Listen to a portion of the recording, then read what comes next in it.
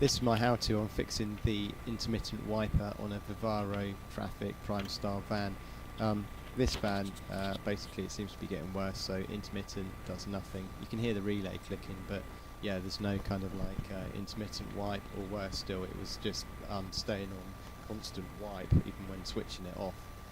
So, a little bit of work is required, which isn't too hard actually, and it won't take you too much time. So what you need to do is take off the covers on the steering wheel. I'll show you that in a sec. Did actually start working again, the wiper. But yeah, there's two screws, torque screws at the bottom, in the bottom cover, so those two need undoing. They're very long, just to make you aware of that, because they're not like bolts, they just don't drop out. They're kind of like very long screws.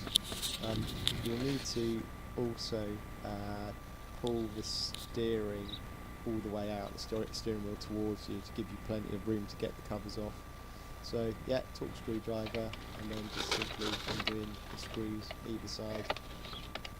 It's a bit long-winded when I'm doing it, because I'm one-handed, one hand with the camera and one hand with the screwdriver.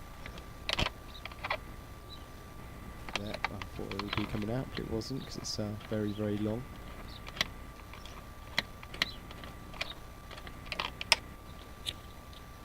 So, just finishing off getting these screws out. It went on and on. So, once they're out, the top bit, cover, we'll just pull off. So, up and out. That's the easy bit.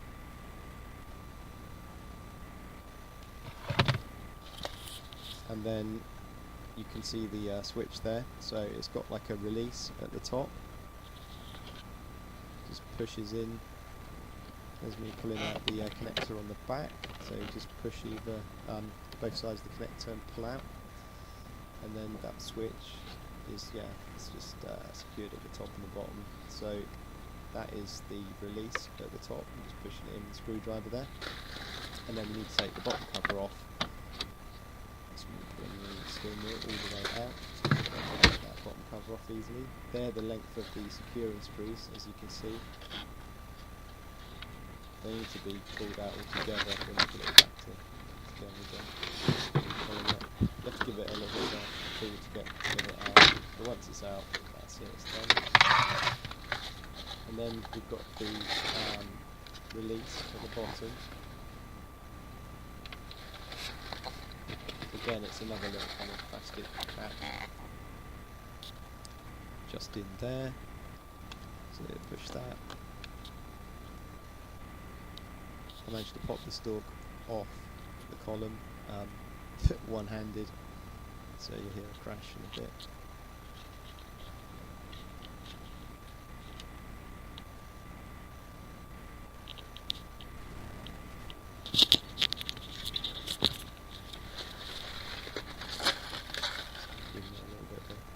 But yeah, here we go.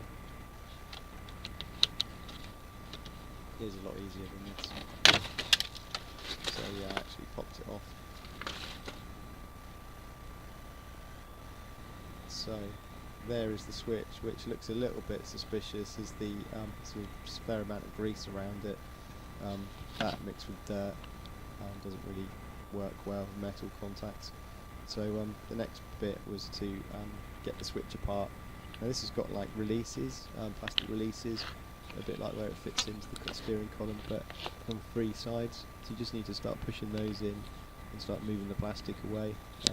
Work on each side, and then eventually it will kind of like come apart.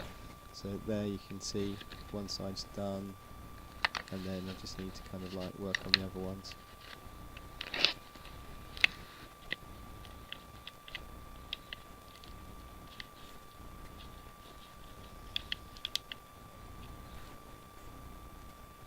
Almost there.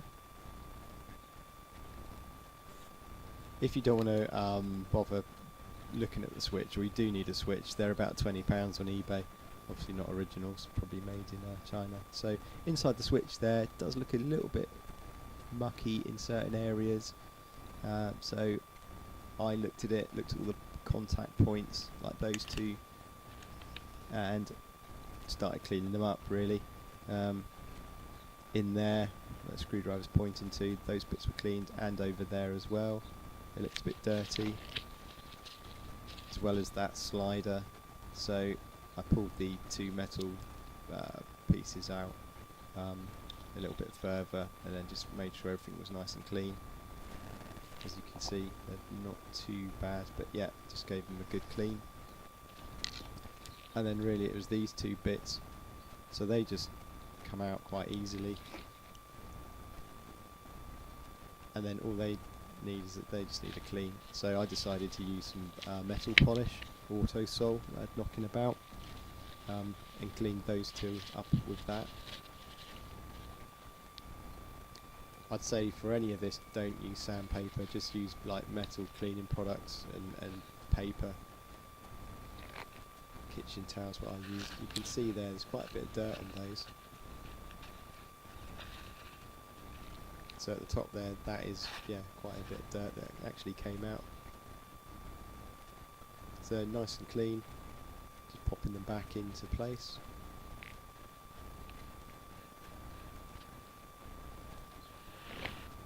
So those 2 are back in place now. That was the Auto Sol I used. So it's starting to look a lot better now. Some of that grease I left in place because it is sort of needed as a lubricant. This metal bar I didn't really like, so I kind of like started to remove that up the other end. It's got like a push-on connector, so that's quite easy to prise off. And then it goes under that bar, so I just cleaned everywhere that it was contacting. It's a bit dirty at the end there. So that was it, starting to clean it up. Just giving that a good old clean at different places.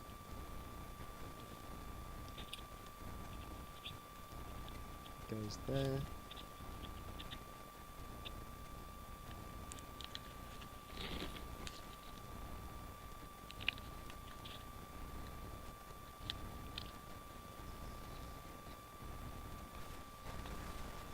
That slide is nice and clean.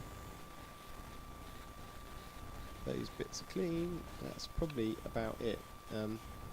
So it was a case of then putting it back together. I think I've moved the stalk slightly, so I had to put it back in its original position so everything would go back in place. But you just need to line up all the plastic casing, and then you're looking at sliding that shut, and then just checking the stalk moves.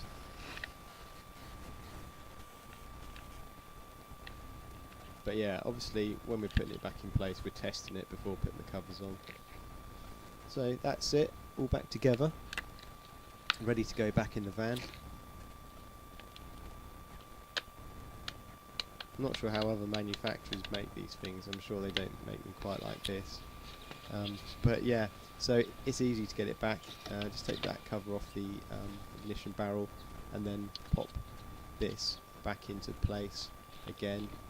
Line it up and then just push it, and those plastic clips click, and then that's it, you've located it, it won't come out. Push the plug back in, making sure it's securely in, and it's both fixings are holding it either side.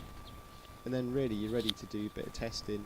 I'd already done the test, so I was just kind of continuing with putting everything back together.